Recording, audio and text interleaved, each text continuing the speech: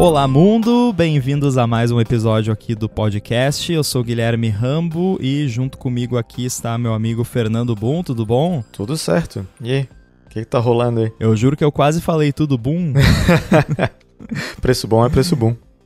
Exatamente. Esse episódio tem o apoio da Alpha Code e a gente vai conversar hoje sobre debugging, sobre debugar as coisas, que é um tema que muito desenvolvedor e desenvolvedora precisa lidar aí no dia a dia. E a gente, acho que tem uma certa experiência, inclusive você especificamente, bom, se eu não me engano, já deu até palestra sobre debugging, não é verdade? Sim. Foi no Cocohead, se não me engano, que rolou lá em São Paulo. Foi uma palestra bem bacana que teve foi finalizada com aqueles troll messages de pessoas tendo problemas com Cocoheads. Com CocoaPods. Isso. Foi essa então, que legal. Foi. Pois é, então, quando a gente está desenvolvendo alguma coisa, a gente vai enfrentar ali situações inesperadas, bugs ou até mesmo coisas APIs que a gente não está familiarizado ainda. E uma das minhas coisas favoritas de fazer quando eu vou usar uma API nova, seja da Apple, seja de terceiros que eu ainda não conheço muito bem, eu dou, claro, uma olhadinha ali na documentação, mas muitas vezes eu coloco o breakpoint ou coloco print ou o que quer que seja e vou vendo, se eu chamar isso aqui, o que retorna, né? Qual é a chave do dicionário que eu tenho que pegar, esse tipo de coisa. Então, inevitavelmente, todo mundo que programa vai ter que lidar com debugging e nós vamos falar hoje sobre as nossas técnicas favoritas, mais especificamente voltado para as plataformas da Apple, que é a nossa especialidade. Então, como sempre, começando por você, Boom, qual é, assim, se fosse para dizer o seu go-to para debugging, seria o LLDB mesmo, ali no Xcode, seria isso? Sim. É o basicão, né, que vem junto ali. Mas basicamente eu uso bastante o LLDB. Inclusive é uma das coisas que eu mostrei na talk que eu dei lá. Dá para usar muito o runtime usando o LLDB. Com o Swift as coisas ficaram um pouquinho piores, na minha opinião. Talvez até um pouco de falta de, não diria prática, mas de vontade de fazer as coisas funcionar com o Swift, porque o runtime não é tão aberto como o do Objective-C. Sim. Na época de Objective-C, nossa, era comum eu fazer às vezes um método inteiro no runtime do LLDB, ver se funcionava, testar as coisas, tá funcionando, pega o que eu escrevi lá e põe no código. Porque era rápido, Sim. Muito rápido, muito bom. E no Swift, às vezes, tu faz uma chamadinha qualquer de um expression e já começa a dar aquele spinning ball of death, e de repente tu perde a conexão com o LLDB, umas coisas assim. Mas tá muito melhor hoje em dia do que estava uns anos atrás. Sim. Acho que foi isso um dos motivos de eu não usar tanto com Swift, porque quando eu comecei a migrar para Swift ainda estava bem ruim. Então meio que parei de ter esse fluxo grande, né, com o LLDB, mas agora aos poucos eu estou voltando, percebendo que aquele negócio que eu fazia dá para fazer de novo, voltou a ficar bom. Mas é isso, assim, é bastante tempo que eu gasto usando os expressions do LLDB para fazer coisas acontecer enquanto o app está rodando, que é muito bom. E, óbvio, vários tipos de breakpoints no projeto também. É uma coisa que nem todo mundo ou não conhece ou não gosta, mas eu acho muito bom é usar breakpoints que fazem continuação automaticamente, que tocam um som quando passa pelo lugar. Sim. Porque eu não quero ver mensagem log que já tem 500 mensagens aparecendo. Eu não quero que o programa pare ali se isso aconteceu. Eu só quero saber se aconteceu. Por exemplo, uma coisa que eu faço no browser aqui do macOS, do Pato, uma coisa sensível é ter certeza que quando tu fecha uma tab, a memória foi devolvida para o sistema. Né? Que o dealloc foi chamado, o init, né? Foi chamado corretamente. Então tem um breakpoint ali. Toda vez que eu fecho uma tab faz um pop, sabe? Um somzinho lá do... E é engraçado, porque quando eu uso o browser, o production version, e eu fecho uma tab e eu não escuto isso, eu penso, deu ruim. Porque eu tô tão acostumado, né, a esperar esse sonzinho quando eu fecho uma tab agora, que quando eu não escuto eu acho que tem algo errado. Eu ia justamente citar esse exemplo. Eu acho que, eu não sei se eu peguei de você ou se nós pegamos talvez de algum outro lugar que alguém recomendou, mas eu uso justamente para esse cenário específico que você citou, de garantir que uma coisa está sendo dealocada corretamente. Então, para evitar retain cycle e coisas assim, em algumas paradinhas que eu acho que tem o risco ali de rolar retain cycle, eu vou lá no init, coloco um breakpoint coloco lá a action de som, aí eu não sei que som eu boto qualquer um que tenha lá, e boto pra ele continuar automaticamente. Aí rola isso que você falou. Eu usava isso na época que eu mexia mais com iOS, muito no Deinit de View Controller, porque pode acontecer às vezes de você reter um View Controller sem querer no iOS. Então era legal assim, tipo, fechei essa modal sheet aqui e aí eu ouvi o boop, e aí eu sei que realmente o negócio foi embora. Se não deu barulhinho é porque deu ruim. Então é uma técnica que eu uso bastante e eu concordo com o que você disse sobre a experiência ter degradado com o Swift, mas também concordo que melhorou muito. No começo era impossível usar o LLDB com o Swift, não dava. Hoje em dia já tá bem mais agradável. O que me incomoda ainda é que, assim, na maioria dos meus projetos eu ainda tenho uma mistura de Objective-C com Swift. Então, por exemplo, no AirBuddy ainda tem muito Objective-C de coisas mais low-level que mexe com API privada e tal, que precisa ser Objective-C. Ou também, assim, coisas que, no geral, a sintaxe de Objective-C, por incrível que pareça, mas já estabelecemos aqui que eu sou velho, e você também, a sintaxe do Objective-C é mais familiar pra mim quando eu tô mexendo no LLDB, e me incomoda que se eu tô, por exemplo, num breakpoint que parou num contexto Swift, eu não consigo usar a sintaxe do Objective-C. Sim. E pra mim, assim, a sintaxe do Objective-C funciona muito melhor no LLDB do que a sintaxe do Swift. Até o próprio autocomplete que aparece dentro do console do LLDB ali no Xcode, eu sinto que ele funciona muito melhor para Objective-C. Então me incomoda um pouco não poder usar a sintaxe do Objective-C. Claro que, assim, não vou usar a sintaxe do Objective-C para falar com uma struct, né? Aí não rola, mas se for ali, normalmente é alguma classe, uma NSWindow da vida. Então isso eu sinto falta. Mas eu acho que uma coisa que é importante ressaltar para quem não é muito familiarizado com o uso do LLDB é que você consegue fazer muita coisa que talvez você não imagine. Por exemplo, implementar um método inteiro no LLDB, como o Boom falou. Já fiz isso também, assim, o que eu devo retornar dessa função aqui? Não tá funcionando o que eu tô retornando agora. Então deixa eu botar um breakpoint aqui. Aí no breakpoint eu escrevo ali o código para construir o que quer que seja que eu quero testar, retorno. Funcionou? Beleza. Copia o código do LLDB e cola no source code e vai. O que eu faço muito também é... eu tô, sei lá, fazendo uma parada aqui que faz o parse da informação que está vindo dos AirPods e alguma coisa não está fazendo sentido, eu preciso analisar esses dados binários de uma forma mais precisa e com mais calma. Eu vou lá e pego esse blob, coloco num data e mando escrever num arquivo no meu Mac, sabe? Vou lá, pego o arquivo e abro num editor hexadecimal ou em outras ferramentas que eu tenho aqui. Então esse é outro tipo de coisa que você pode fazer. Você pode ali dentro do LLDB, você dá um pause ali, tem essa imagem aqui que tá com um negócio estranho que eu quero ver, pega e manda pegar o PNG da imagem, salva num arquivo no seu computador e vai fundo. Inclusive se você estiver rodando no simulator, se for um projeto iOS no simulator, pelo simulator você tem acesso ao file system do seu Mac. Então você pode salvar uma parada de dentro do simulator pro seu desktop, se você quiser, via comando do LLDB. Recomendo fortemente essa técnica também. Sim. Não, é muito bom. Eu lembro que quando eu dei a palestra lá mostrando, sei lá, um aplicativo rodando, sem nenhum shenanigans, e de repente eu criava uma view, daí eu botava cor na view, daí a view aparecia, sabe, automaticamente ali enquanto o app estava rodando, tudo no LLDB, e o pessoal não fazia ideia, dava pra fazer um negócio desse. Sim. E eu achei bem legal, assim, foi uma palestra bacana justamente por causa dessas reações, assim, de mostrar algo novo. Mas deu pra ver que o comum, e isso eu também fiz por muitos anos da minha vida, o comum do LLDB é basicamente fazer um PO lá e deu, né? O que tem nessa variável aqui? Um PO.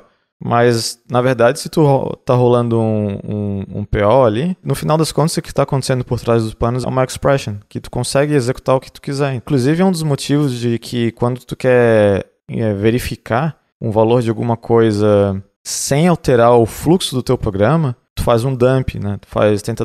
Tu dá um inspection no frame, porque se tu fizer um PO, tu vai estar de fato executando aquilo. Sim. E aquela execução pode alterar o o flow que tu tá debugando. Uhum. E outra coisa muito boa também, que eu recomendo o pessoal dar uma olhada, só pra, nem que seja um básico, né, que é o que eu acabo usando, que é o básico, mas dá uma olhada em como você consegue fazer plugins para o LLDB. Um exemplo que eu posso dar, que eu uso várias vezes diariamente, é um pluginzinho que eu fiz que faz um print de um objeto JSON no console, porque uma das coisas que mais me irritou quando eu mudei de Objective-C para o Swift, por mais besta que seja, é que quando tu faz um print de um dicionário, que é um JSON válido, quando tu faz isso no Objective-C fica bem bonitinho ali, tipo chave, valor, tá? Uhum. No Swift, eu não sei porquê, é uma estrutura gigante, assim, que tem key, horrível, valor, velho, valor, 1, 2, 3, e fica muito difícil de ler aquilo. Sim. Então, o que eu fiz? Eu criei um pluginzinho ali pro LLDB, que tu usa Python, que toda vez que eu faço um pJSON, né, um print JSON, e passo um dicionário em Swift, ele vai simplesmente chamar um código de Swift usando o JSON Serializer e vai printar o output disso. Uhum. E ficou tão melhor. Obviamente só vai funcionar para dicionários que são compatíveis com JSON, né? Mas 99% dos casos é isso que eu quero. Então, facilita bastante a vida.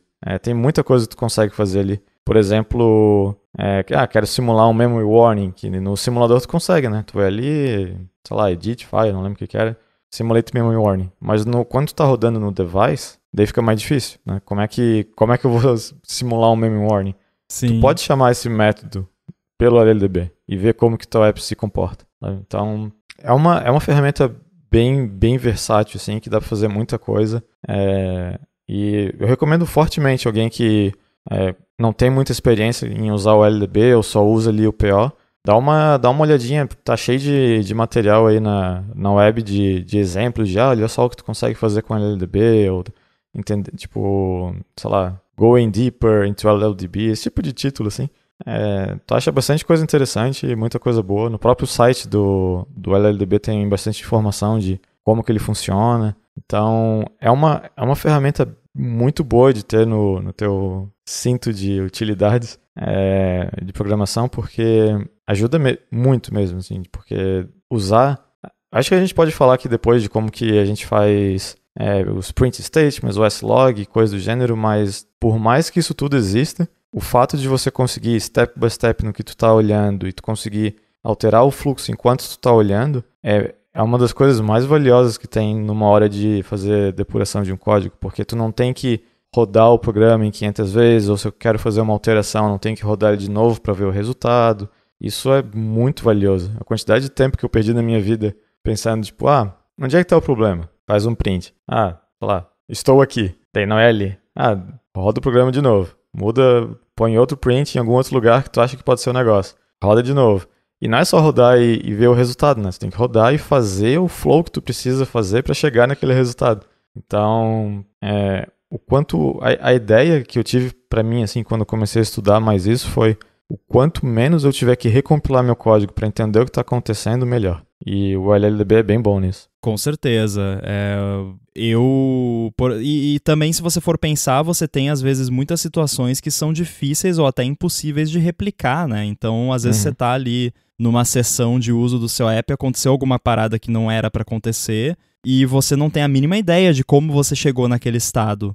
Então, você ter a habilidade de pausar o seu programa, mesmo que não seja num breakpoint, mesmo que seja só, tipo, não, vou pausar aqui e vou me virar, né? Porque você consegue fazer isso também. Você pausa a execução ali, ele vai pausar onde quer que esteja, normalmente é lá no run loop lá, e aí você se vira.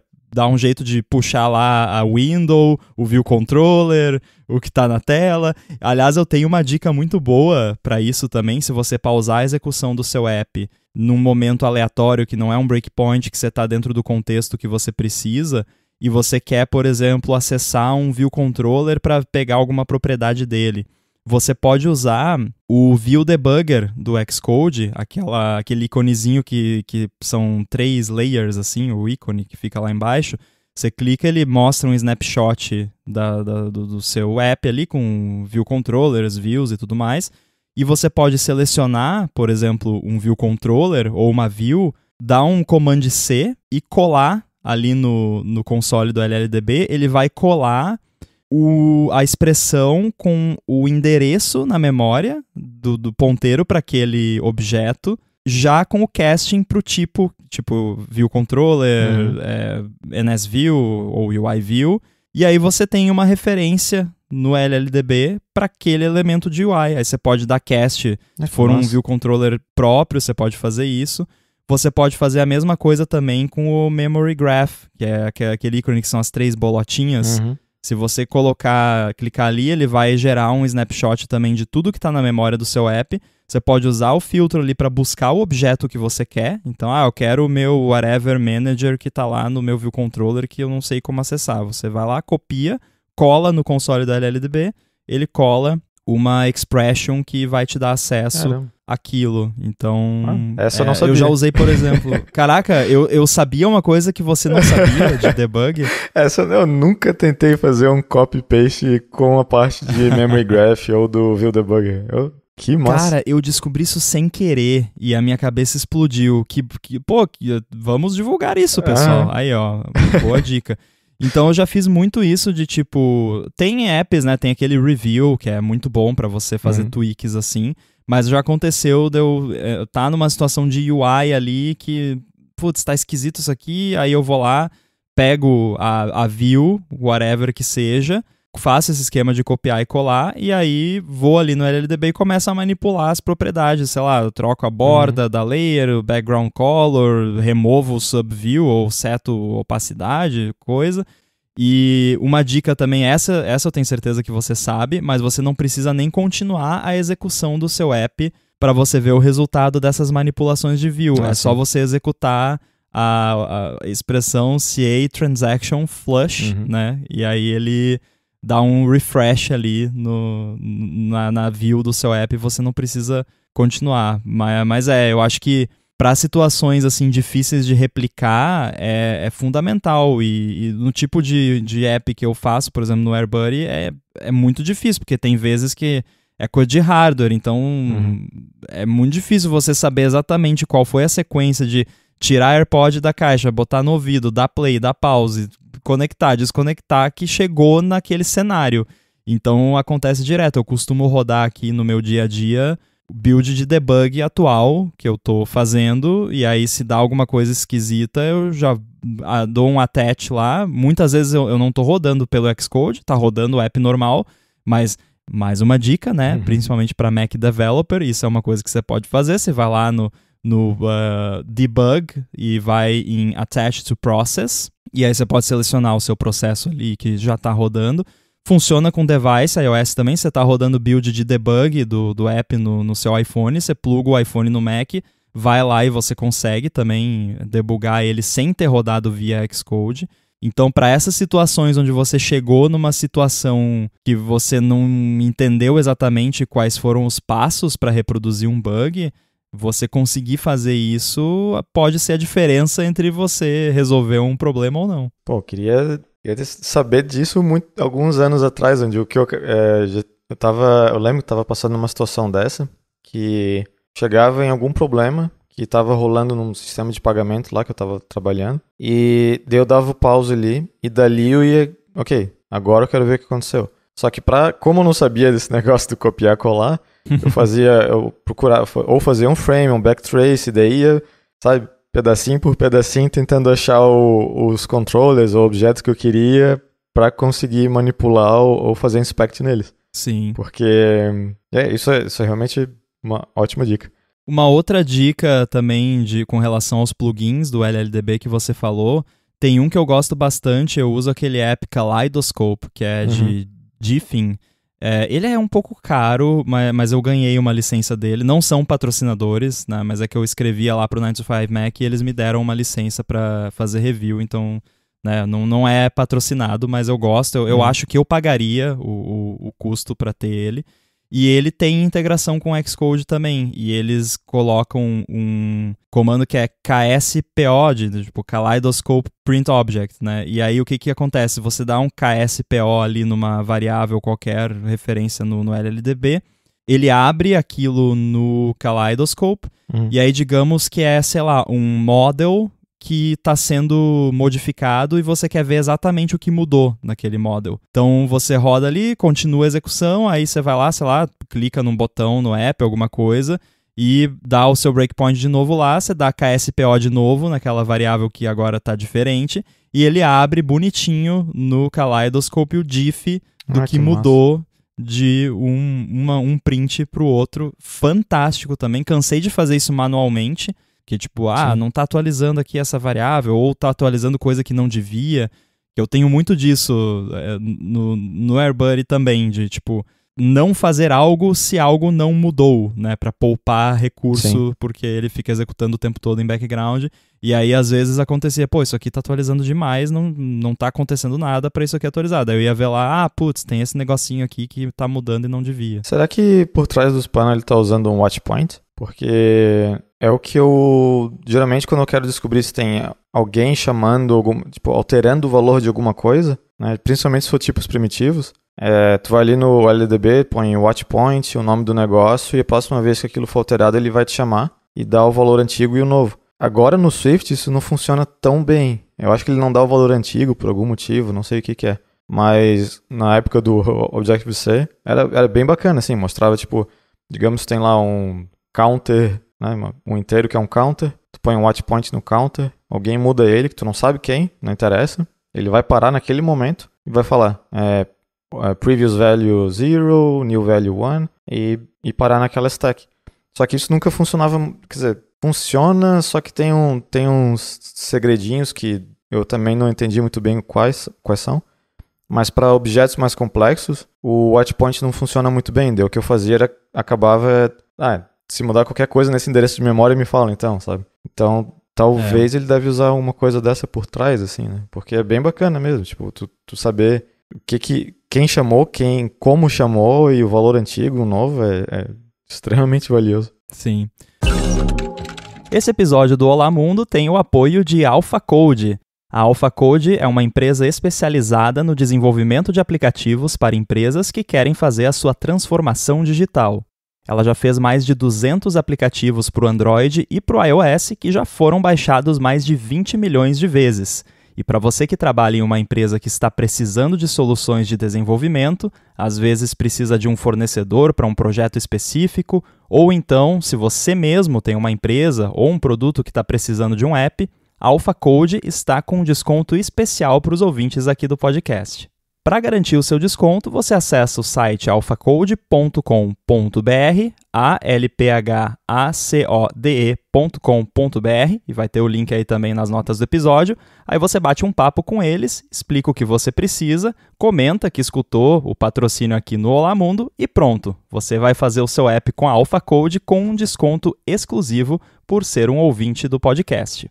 Então, mais uma vez, acessa lá alphacode.com.br, conversa com eles e garante o seu desconto para atualizar o seu aplicativo ou contratar qualquer serviço da empresa. Muito obrigado, AlphaCode, pelo patrocínio do Olá Mundo e pelo apoio a toda a Gigahertz. Bom, a gente falou aqui bastante sobre LLDB, eu acho que já serviu para abrir a mente de quem está escutando a ir atrás disso. Óbvio que não dá pra gente dar um tutorial via podcast, né? Porque é meio chato, né? Ficar falando um monte de código em podcast. Então, quem tá ouvindo aí não sabia do poder do LLDB, dá uma pesquisada. Acho que até eu lembro que no Ray Wenderlich lá tinha uns tutoriais bem legais de LLDB com várias dicas e técnicas. Então você já sabe agora que o LLDB é muito poderoso. Porém, nem sempre o LLDB resolve e tem coisas que a gente acaba tendo que resolver de outro jeito. Por exemplo, e inclusive eu recomendo sempre começar o debugging com um breakpoint, porque muitas vezes o breakpoint vai te mostrar a natureza do bug. Por exemplo, se você está com algum bug lá o estado de uma view que está estranho, não está refletindo o que devia, e aí você bota o breakpoint para você tentar entender o que está acontecendo, bota lá o breakpoint, dá alguns POs ali para ver o que está em cada variável e tal, e aí você continua a execução e aí o problema não acontece. Isso é um clássico e isso te diz que, na verdade, o que você tem ali é um bug relacionado a timing. normalmente. Então, muito bug de concurrency, dando lá race condition, de uma thread estar sobrescrevendo uma variável que foi lida ou escrita pela outra, essas coisas. Se você vai usar breakpoint para debugar, o bug não acontece, porque você está alterando o timing, e o bug acontece justamente por conta de coisas estarem acontecendo muito rápido e fora da ordem que você esperava quando você escreveu aquele código.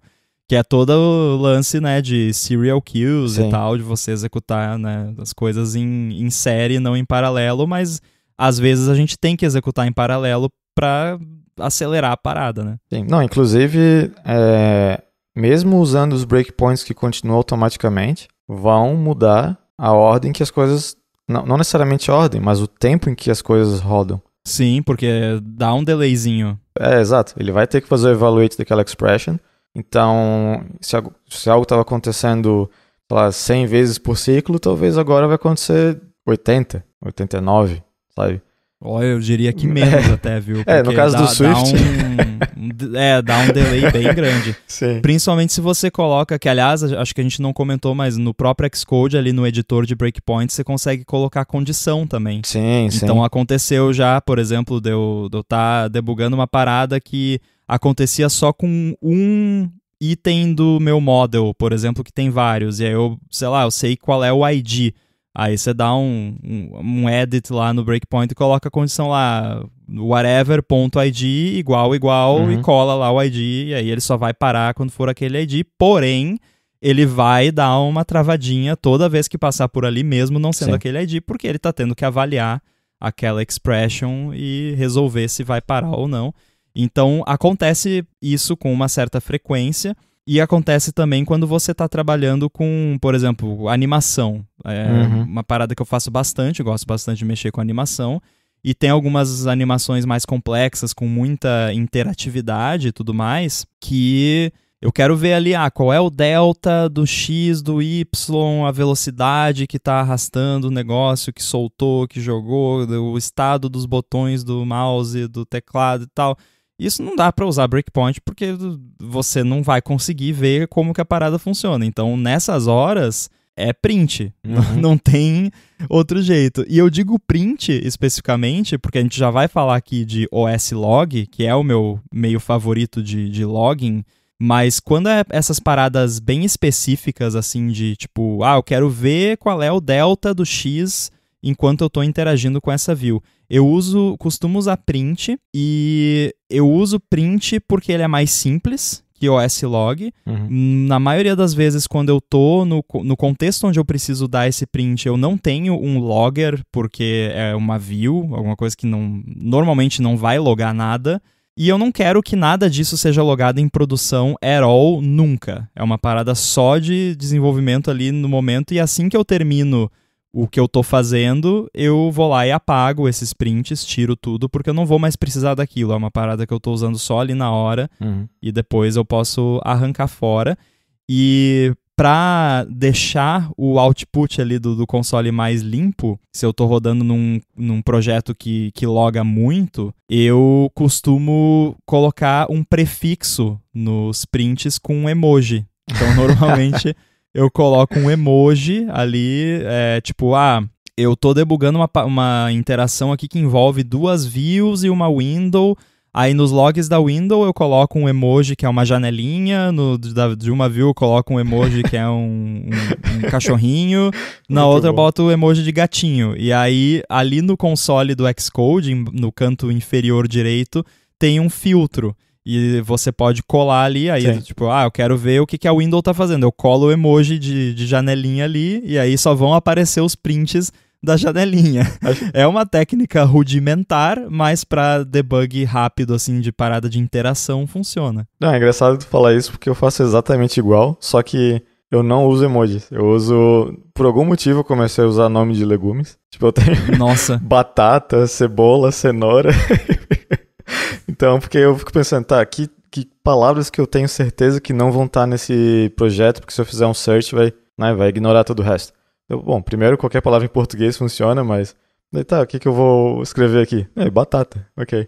Eu ponho lá batata, todos esses debugs relacionados à batata estão aqui. Tipo, Funciona muito bem. Mas é... Se eu visse isso aí, eu não ia entender nada. Achar, tipo, ele tá debugando uma fruteira, né? É security Bizarro. by obfuscation. Mas então, eu faço igual também. Eu uso o S-Log. Assim, ó, eu tenho preguiça de usar o S-Log. Essa é a verdade. Porque ele é um pouquinho mais verboso, né? Na hora que tu vai fazer alguma coisa. Então,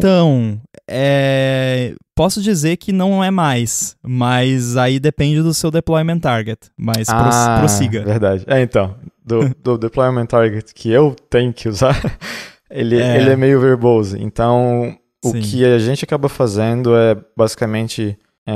primeiro que a gente não loga quase nada, né, isso num pato, né? Tipo, por vários motivos. Mas falar mais em projetos pessoais, o que eu acabo fazendo é, quando eu vou fazer algum log que sempre vai ser útil estar ali de um jeito ou de outro, que não está logando nada private, nada assim, eu uso o S-Log, mas exatamente como tu disse, eu vou fazer um debug ali rapidinho, só quero testar algo para ver se de fato tá passando ali, como é que as threads estão se comportando, e eu não consigo usar um breakpoint pelos motivos que a gente já disse, eu uso um print mesmo, ponho as batatas e cebola lá e tá tudo certo. Eu concordo que o S-Log é verboso. Para quem não sabe, é uma API unificada de login que a Apple tem em todas as plataformas, que se integra com o sistema e você consegue visualizar não só no console do Xcode quando está rodando por ali, como também no console, aquele app console do Mac, que já vou colocar aqui também, é mais uma ferramenta no arsenal aí de debugging de todo developer, iOS, Mac, etc., que eu recomendo fortemente. É muito bom. É fantástico. E é muito útil também quando você quer entender, por exemplo, às vezes não é nenhum bug seu, mas você quer entender o que está acontecendo no sistema que está causando um problema no seu app. E muitas vezes você vai usar uma API lá e a API retorna um erro lá. Erro 555, sei lá, deu erro. Esse é o erro, sabe? Tipo, o erro deu erro. Aí você não sabe qual foi o erro. Muitas vezes, se você for no console e você filtrar lá, sei lá, você tá usando o negócio de Nearby Interaction, chutando uma API qualquer aqui que pode dar erro.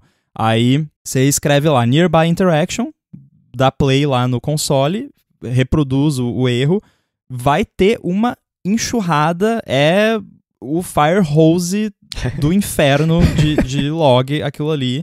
Tanto é que se você tá debugando, tá com o console aberto no Mac, o app que você tá rodando fica mais lento. O shortcuts no Mac nem abre aqui quando eu tô com o console rodando, porque qual é a moral da API do OS Log? É justamente essa, que é um log que ele só vai ter impacto no runtime do seu app quando ele estiver sendo observado. É um log de Schrödinger, né? Você observar afeta o resultado. Pois então, se não tiver o console conectado e observando os logs do seu app, não vai afetar em nada. Aquele OS Log lá, aquela linha de código que você colocou, OS Log alguma coisa, aquilo ali, aquela expressão é como se ela não existisse. É claro que, na prática, deve ter 1, 2 instruções ali que vão rodar, mas, tipo, nos devices de hoje em dia isso não faz diferença. Agora, por exemplo, se você tá ali, colocou um OS Log, alguma coisa que tá chamando um método para pegar um debug description de um model que é grande que tem que processar alguma coisa, aquilo não vai acontecer se ninguém estiver observando os logs. Então essa é a grande vantagem. E também o lance da privacidade, que por padrão, tudo que você interpola de string lá dentro, se você for olhar no console, vai estar lá private. Tipo, ele não mostra. E se você está rodando via Xcode, ele mostra, porque aí, né, para você poder debugar, obviamente, tem que mostrar. E você consegue abrir esses logs que estão private se o usuário instalar um profile que você cria lá específico para o seu app. Eu tenho um profile desses para o AirBuddy, por exemplo.